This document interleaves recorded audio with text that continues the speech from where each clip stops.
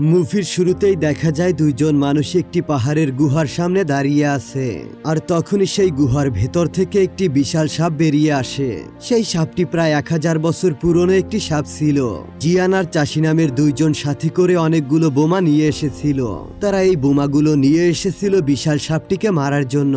তবে সাপটি গুহা থেকে বেরিয়ে তাদেরকে তাড়া করতে শুরু করে, আর তখন জিয়ান এবং চাষি সেখান থেকে পালিয়ে জঙ্গলের দিকে দৌড়াতে শুরু করে। তবে দেখা যায় সাপটি দ্রুত বেগে এসে তাদের পেছন থেকে আক্রমণ করতে শুরু করে। খুব অল্পের জন্য তারা এই যাত্রায় প্রাণে বেঁচে যায়, আর জিয়ান একটা বোমা মেরে সাপটিকে আঘাত করার চেষ্টা করে। আর অন্যদিকে এই সুযোগে চাষি ও সাপটির উপর তীর নিক্ষেপ করতে শুরু করে। তবে তারা দেখতে পায় যে সাপটার এতে কিছুই হচ্ছিল না, তাই চাষি দ্রুত জিয়ানকে সেখান থেকে সরে আসতে বলে। এরপর চাষি তাদের বানানো একটি ফাঁদের দড়ি কেটে দেয়। এতে করে সেই ফাঁদের বিশাল একটা গাছে সে সজোরে সাপটাকে আঘাত করে, যে কারণে সাপটি আঘাত পেয়ে মাটিতে পড়ে যায়। এবার নিজেদেরকে বাঁচাতে জিয়ান এবং চাষি সেখান থেকে পালাতে শুরু করে। তবে তারা একটি গাছের নিচে লুকালে উপর থেকে সেই সাপটি তাদের উপরে আক্রমণ করে দেয়। আর এরপর এখান থেকে সিন একটি গ্রামে চলে যায়, যেখানে সেই গ্রামের সমস্ত লোকজন মিলে সর্পদানবের পূজা করছিল। আর সেখানে মেয়েদের অদ্ভুতভাবে নাচ করতেও দেখা যায়, কারণ ওই গ্রামের সবাই বিশ্বাস করে যে পূজা করলে তারা সাপের থেকে বেঁচে যাবে। এরপর সামনে দেখা যায় গ্রামবাসীরা সাপটিকে খাওয়ানোর জন্য দুটি বাচ্চাকে সেখানে বেঁধে রেখেছে, কারণ তারা প্ল্যান করেছে আজকে তারা সাপটিকে মেরে ফেলবে। সেখানে গ্রাম প্রধানের সাথে সাথে আরো লোকজনও সেখানে অপেক্ষা করতে শুরু করে। তারা সবাই জিয়ানের জন্য সেখানে অপেক্ষা করছিল, আর জিয়ানকে তারা নিজেদের দেবতা মনে করত। এরই মধ্যে জিয়ান হাতে তলোয়ার নিয়ে সেখানে চলে আসে। এদিকে গ্রামের সমস্ত লোকজন ভাবে তাদের দেবতা জিয়ান ওই সাপটাকে মেরে তাদেরকে বাঁচাবে। এরপর জিয়ান মন্ত্র পড়তে থাকে সাপটিকে ডাকার জন্য। অন্যদিকে ওই বাচ্চাগুলো চিৎকার করে কান্না করছিল। এরই মধ্যে আকাশে প্রচন্ড বিদ্যুৎ চমকাতে শুরু করে। পুরো জায়গাটা ভয়ে কাঁপতে শুরু করে, আর হঠাৎ করেই প্রচন্ড বেগে বাতাস বইতে শুরু করে। এসব দেখতে পেয়ে সেখানকার সবাই ভীষণ ভয় পেতে থাকে। অন্যদিকে সাপটিকে দেখা যায় পানির মধ্য দিয়ে আসতেছিল। এরপর একটা সময় সাপটি তাদের সামনে চলে আসে। সাপটিকে দেখতে পেয়ে গ্রামবাসীরা সেখান থেকে ভয়ে পালাতে থাকে। এদিকে সাপটি ওই বাচ্চা দুটোকে খাওয়ার জন্য সামনের দিকে এগিয়ে আসতে শুরু করে।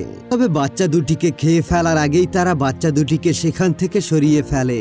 এরপর একটি জালের সাহায্যে তারা সাপটিকে পেঁচিয়ে ফেলে, আর সেই সাপটির মাথাটা একটা বক্সের মধ্যে আটকে দেয়। এরপর সব গ্রামবাসীরা এগিয়ে আসে সাপটাকে মারার জন্য, কিন্তু সাপটা অনেক বেশি শক্তিশালী ছিল। সে তার লেজের এক ঝটকায় তাদেরকে ছিটকে ফেলে দেয়। এরপর জিয়ান সেই সাপটির উপর আক্রমণ করতে শুরু করে দেয়।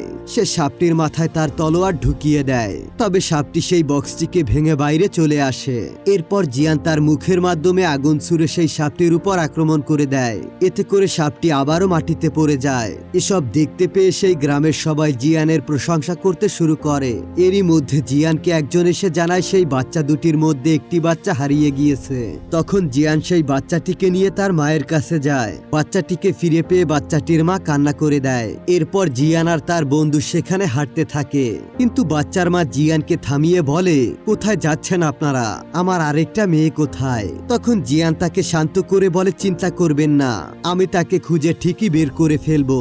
এসব বলে জিয়ান সেখান থেকে ফিরে আসে। এরপর জিয়ানের বন্ধু আরবান বলে, ওই গ্রামের সাথে তো আমাদের কোনো সম্পর্ক নেই, তাহলে কিসের জন্য আমরা তাদেরকে সাহায্য করছি? আমরা কেনই বা তাদের জন্য এত কষ্ট করছি? তবে জিয়ান বলে, এই গ্রামের সবাই এখন আমায় দেবতা ভাবছে, তাই আমি এদের সবাইকেই সাহায্য করতে চাই। তাছাড়া এই সাপগুলো কেনই বা আসলো আর কোথা থেকে আসলো সেটাও আমাদেরকে জানা দরকার। এদিকে জঙ্গলের পাশে একটা ঘরের সামনে দুজন লোক মদ খাচ্ছিল। তবে হঠাৎ করেই তারা কিছুর একটা শব্দ শুনতে পায়। এটা শুনতে পেয়ে তারা ভয়ে হাতে লাঠি নিয়ে দেখার চেষ্টা করে। অন্যদিকে গ্রাম প্রধান এবং আরো কিছু লোককে মিটিং করতে দেখা যায়। তাদের মধ্যে একজন বিজ্ঞানীও ছিল, যে কিনা সাপের চামড়া নিয়ে গবেষণা করে। সে গ্রাম প্রধানকে জানায় ওই সাপটির বয়স প্রায় 10,000 বছরেরও ঊর্ধ্বে।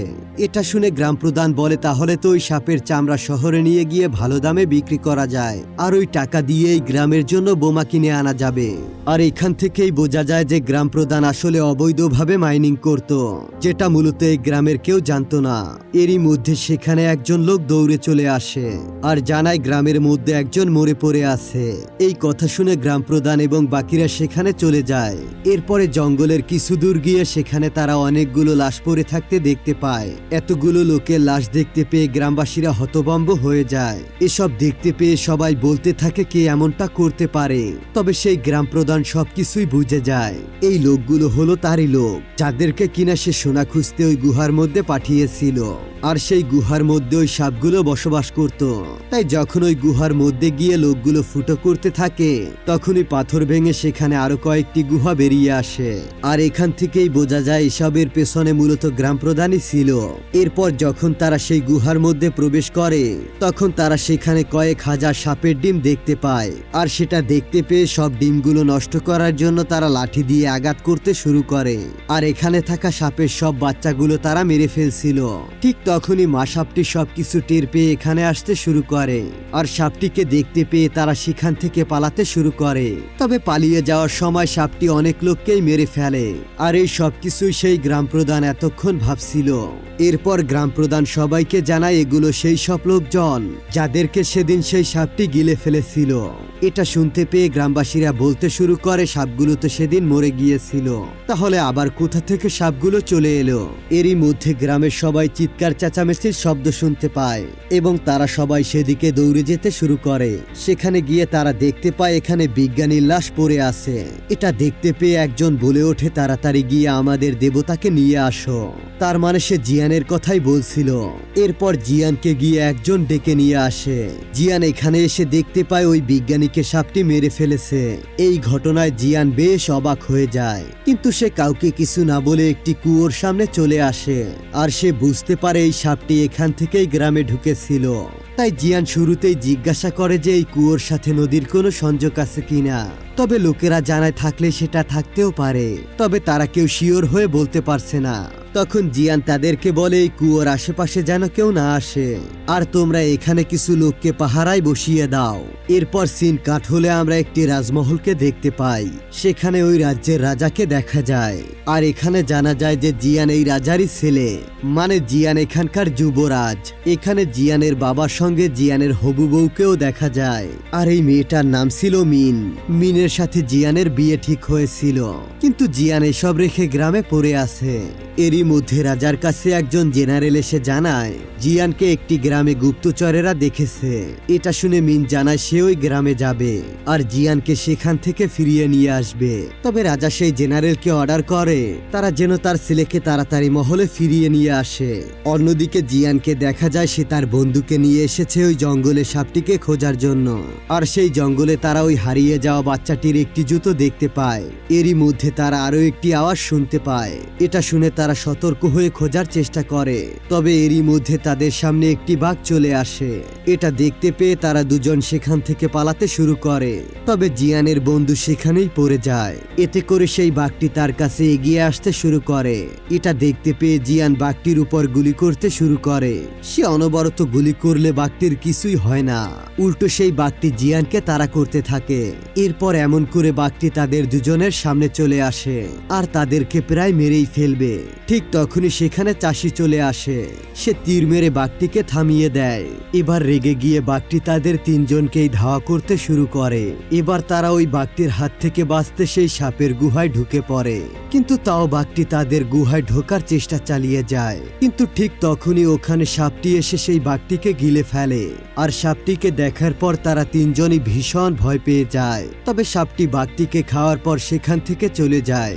অন্যদিকে তারা তিনজন গুহার ভেতরে আসলে অসংখ্য মৃত সাপের বাচ্চা দেখতে পায়। এটা দেখতে পেয়ে তারা এবার সেখান থেকে তাড়াতাড়ি পালানোর কথা ভাবে। জিয়ান বলে সাপটা হয়তোবা তাদের আশেপাশেই আছে। সামনে তাকিয়ে জিয়ান সেই বাচ্চাটির আরো একটি জুতা দেখতে পায়। এরই মধ্যে সামনে তাকালে সেখানে তারা অন্য একটি রাস্তা দেখতে পায়। এরপর সেই রাস্তা দিয়ে তারা তিনজন সেখান থেকে বেরিয়ে আসে। এরপর দেখা যায় চাষি তার বাড়িতে ফিরে এসেছে। আর এখানে জানা যায় চাষি হলো গ্রাম প্রধানের একমাত্র মেয়ে। তবে চাষি তার বাবার কথাগুলো বাইরে দাঁড়িয়ে শুনতে থাকে। আর তাদের কথা শুনে বোঝা যায় এসব ঘটনার মূলে তার বাবাই রয়েছে। তখন গ্রাম প্রধান বলতে থাকে এই গ্রামের পরিস্থিতি দিন দিন খারাপ হতে শুরু করেছে, কি করা যায় তুমি কি বলো? তবে এখানে তার অ্যাসিস্ট্যান্ট জানায় সব কিছু নিয়ে ভাবার দরকারই নেই। আমাদের দেবতা জিয়ানই তো ওই সাপগুলোকে মেরে ফেলবে।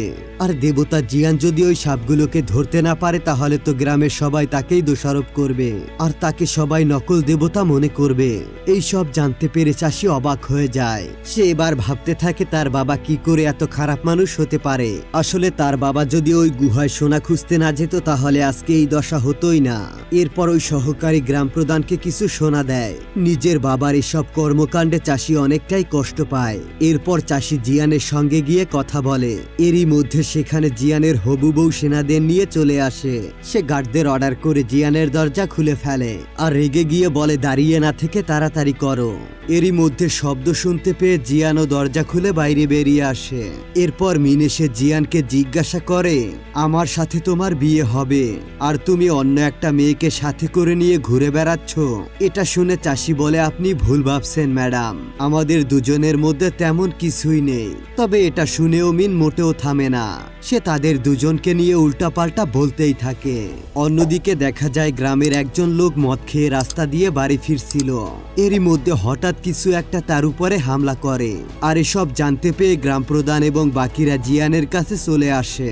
আর জিয়ানকে তারা বলে ওই সাপটি গ্রামের এখন সবাইকেই মেরে ফেলছে, আপনি তেমন কিছু একটা করছেন না কেন?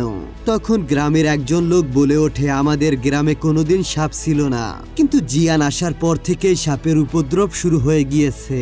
গ্রাম প্রধানও বলে, তুমি চুপ না থেকে সবাইকে জবাব দাও। এবার রেগে গিয়ে জিয়ান বলে, তোমরা যদি গুহার ভেতরে সাপের বাচ্চাগুলোকে না মারতে তাহলে আজকে এমন পরিস্থিতি হতো না। আজ তোমাদের ভুলের জন্যই গ্রামের বাকিরা মরছে। এটা শুনে সেই গ্রাম প্রধান সবাইকে বলে, এই লোকটা মিথ্যা বলেছে, তোমাদেরকে এবং আমাদেরকে সে ঠকাচ্ছে। এসব শুনে মিন বন্দুক পয়েন্ট করে সবাইকে সেখান থেকে চলে যাওয়ার জন্য বলে। চাষিও তার বাবাকে বলে, তোমরা এখান থেকে সবাই চলে যাও। এসব শুনে এবার সবাই সেখান থেকে চলে যায়। গ্রামের সবাই যখন ফিরছিল তখন তারা সেখানে একটি বড় সাপ দেখতে পায়। তবে এবারের সাপটা বাকি সাপগুলো থেকে অনেকটাই বড় ছিল, যেটা দেখতে পেয়ে সবাই ভয়ে পালাতে শুরু করে। এসব দেখতে পেয়ে জিয়ান আর বাকিরা সবাই ঘরের মধ্যে ঢুকে পড়ে।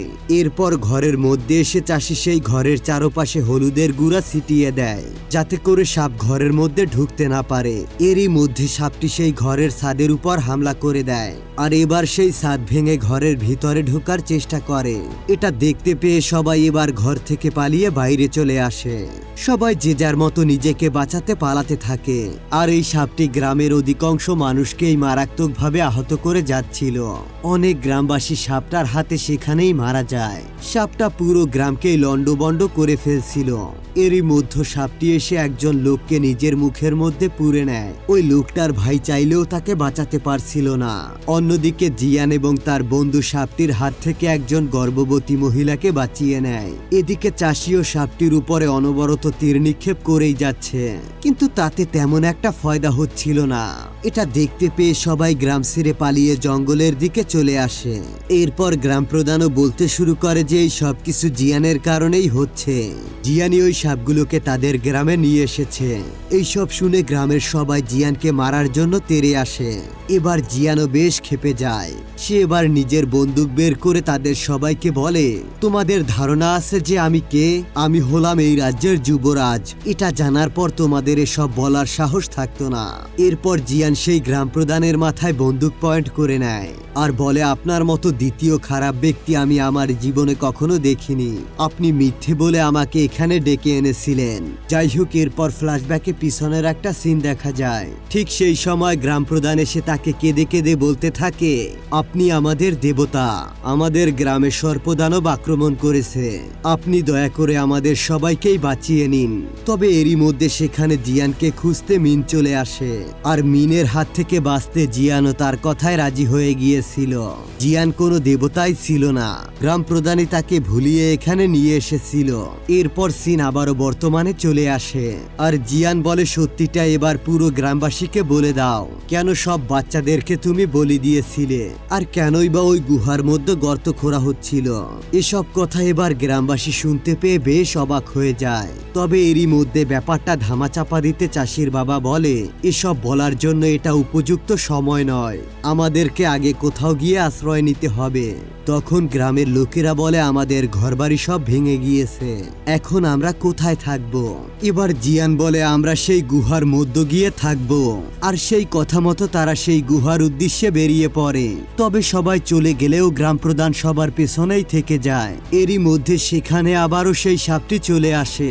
সাপের কথা শুনতে পেয়ে সবাই দ্রুত সেই গুহার মধ্যে ঢুকে পড়ে। অন্যদিকে বাইরে থাকা গ্রাম প্রধানকে সাপটা খেয়ে ফেলে।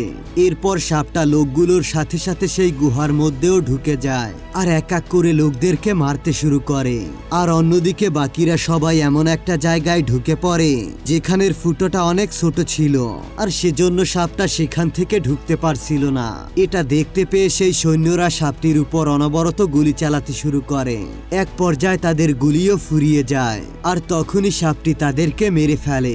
এদিকে দৌড়াতে গিয়ে সেই গর্ভবতী মহিলা রাস্তায় পড়ে যায়। তার স্বামী সেখানে যাওয়ার সময় সবার কাছে সাহায্য চাইতে থাকে। এটা দেখে সেই মহিলা তার স্বামীকে সেখান থেকে পালাতে বলে, কিন্তু সে তাকে ছেড়ে কোথাও যাবে না। এরই মধ্যে সেখানে ওই সাপটি চলে আসে। আর এবার কোনো উপায় না পেয়ে সেই মহিলার স্বামী সাপটিকে আটকাতে দৌড়ে তার সামনে চলে আসে। আর এই সুযোগে জিয়ানার বাকিরা এসে মহিলাকে সেখান থেকে বাঁচিয়ে নেয়। অন্যদিকে তার স্বামীকে সাপটি খেয়ে ফেলে। এদিকে যাওয়ার সময় দুর্ভাগ্যবশত মহিলার পায়ে একটি গর্তে আটকে পড়ে। অনেক চেষ্টা করার পরেও জিয়ানরা তাকে সারাতে পারছিল না। আর সাপটি এবার তাদেরকে দেখে নেয়। আর এদিকে সবাই সেই গর্তের মধ্যে ঢুকে গেলেও জিয়ানের সেই মোটা বন্ধুটি ঢুকতে পারছিল না। তাই সাপটি এসে তাকে ধরে ফেলে। জিয়ান তার হাতটি ধরে অনেক টানাটানি করে তাকে বাঁচানোর চেষ্টা করে, কিন্তু সাপটি তাকে সেখান থেকে টেনে নিয়ে যায় আর তাকে খুব বাজেভাবে মেরে ফেলে। নিজের চোখের সামনে বন্ধুর মৃত্যুতে জিয়ান অনেকটাই ভেঙে পড়ে। তবে চাষি আর বাকিরা মিলে জিয়ানকে এখান থেকে ভিতরে নিয়ে যায়। এরপর বেঁচে থাকা লোকজন সবাই গুহার মধ্যে হতাশ হয়ে বসেছিল। তবে এরই মধ্যে তারা জোরে জোরে কারো চিৎকারের আওয়াজ শুনতে পায়। আর এবার তাদের ভয় হতে শুরু করে যে সাপটি এখানেও না যেন চলে আসে। এবার চাষির বাবা বলে আমরা এই জায়গায় মাইনিং করতে এসে অনেকগুলো বোমা ব্যবহার করেছিলাম, আর তার মধ্যে অনেকগুলো বোমা এখনো আমার কাছে রয়ে গিয়েছে। এটা বলে চাষির বাবা সেখান থেকে একটা বক্স বের করে যার মধ্যে অনেকগুলো বোমা ছিল। সে সবাইকে বলে আমরা এই বোমাগুলো দিয়ে সাপটাকে মারতে পারবো। এটা দেখতে পেয়ে গ্রামের লোকেরা বলে এই জায়গায় বোমা আছে তুমি কি করে জানলে? তার মানে সব কিছুর পেছনে তোমারই হাত ছিল। এবার সেখানে থাকা সবাই চাষির বাবাকে মেরে ফেলার কথা বলে। তবে জিয়ান তাদের সবাইকেই শান্ত করে বলে এসব করার সময় এখন না, আগে আমাদের সবাইকে ওই সাপটিকে মারতে হবে। এরপর জিয়ান মিনকে জড়িয়ে ধরে তার থেকে বিদায় নিয়ে গুহা থেকে বেরিয়ে পড়ে। জিয়ান আর চাষি মিলে ওই সাপটার জন্য জঙ্গলের মধ্যে অপেক্ষা করতে শুরু করে। আর সাপটা আস্তে আস্তে গুহার সামনে চলে আসে আর সাবধানে চারপাশটা দেখতে থাকে। কোথাও থেকে হুট করে সাপটা চলে আসে। তখনই সাপটি সেই গুহার মধ্যে থেকে বেরিয়ে আসে। আর সাপটা বেরিয়ে আসার সাথে সাথেই তারা দুজন সেখান থেকে পালাতে থাকে। এদিকে গুহার মধ্যে থাকা লোকজন বলে এবার সাপটি বাইরে চলে গিয়েছে। এদিকে চাষি তার তীর দিয়ে একটা দড়ি ছিঁড়ে ফেলে। এতে করে একটা গাছ এসে সাপটাকে আঘাত করে। এতে সাপটা সেখানেই পড়ে যায়, কিন্তু তাতে করে সাপটির কিছুই হয় না। সে আবারও তাদেরকে তাড়া করতে শুরু করে। এরপর সে গাছের উপর থেকে তাদের উপর আক্রমণ করতে শুরু করে দেয়। তবে এটা চাষির বাবা দেখতে পেয়ে তাদেরকে সেখান থেকে বাঁচিয়ে নেয়। তবে তাদেরকে বাঁচাতে গিয়ে সে ওই সাপটার কবলে নিজেই পড়ে যায়। এটা দেখতে পেয়ে চাষি তার বাবাকে বাঁচাতে চলে আসে। অন্যদিকে জিয়ান সাপটার দিকে একটা বোমা ছুঁড়ে মারে। বোমাটি লেগে সাপটি মাটিতে পড়ে যায়। তবে অল্প সময়ের মধ্যে সে আবারও উঠে পড়ে। সে এবার জিয়ানকে ভয়ানকভাবে আক্রমণ করে। আর এখানে চাষির বাবা সব সত্যিটা তাদের সবাইকেই বলে দেয়। সে বলে সে নিজেই সব লোকগুলোকে মেরেছিল আর ওই লোকগুলোকে ওই জঙ্গলের মধ্যে ফেলে দিয়েছিল। তবে লোকজন ভাবতে থাকে সবাইকেই সাপ মেরে ফেলেছে। নিজের অপকর্মের কথাগুলো স্বীকার করে সে ওখানেই মারা যায়। বাবার মৃত্যুতে চাষি অনেকটাই ভেঙে পড়ে। অন্যদিকে রাজা সেখানে তার সৈন্যদল নিয়ে চলে আসে। রাজা তার সৈন্যদেরকে ওই সাপটিকে মারার জন্য আদেশ দেয়। তখন সব সৈন্যরা মিলে সাপটির উপর গুলি করতে শুরু করে। সে জিয়ানকে বলে আমি তোমাকে বাঁচানোর জন্য চলে এসেছি, কিন্তু দেখা যায় সাপটি তার বিশাল লেজ দিয়ে সব সেনাদেরকে মেরে ফেলছিল। কিন্তু এরই মধ্যে সেখানে অসংখ্য ছোট ছোট সাপও চলে আসে। রাজা এবং তার সৈন্যদেরকে ঘিরে ফেলে। এরই মধ্যে সেখানে ওই গ্রামবাসীরাও চলে আসে আর তারা সবাই মিলে সাপগুলোকে মারতে শুরু করে। অন্যদিকে জিয়ানকে দেখা যায় সে পালাতে পালাতে একটা পাহাড়ের চূড়ায় এসে পৌঁছায়, এমনকি সাপটাও তার কাছাকাছি চলে আসে। এবার জিয়ান তার কাছে থাকা বোমার মধ্যে আগুন ধরিয়ে সেই পাহাড় থেকে ঝাঁপ দেয়।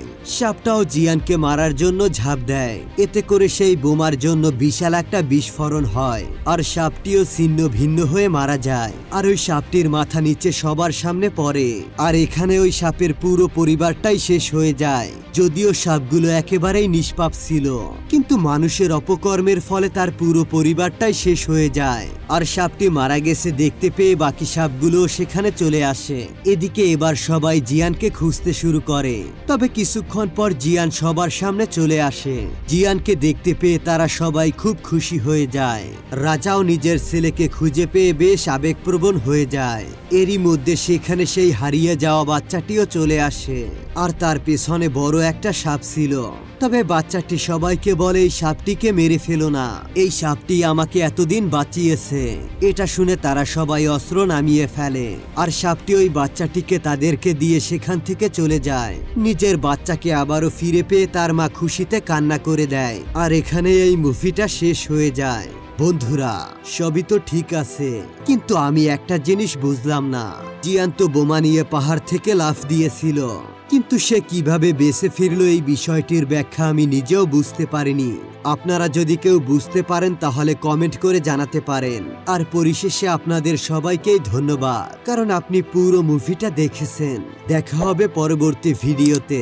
ততক্ষণ পর্যন্ত ভালো থাকবেন, সুস্থ থাকবেন। আল্লাহ হাফেজ।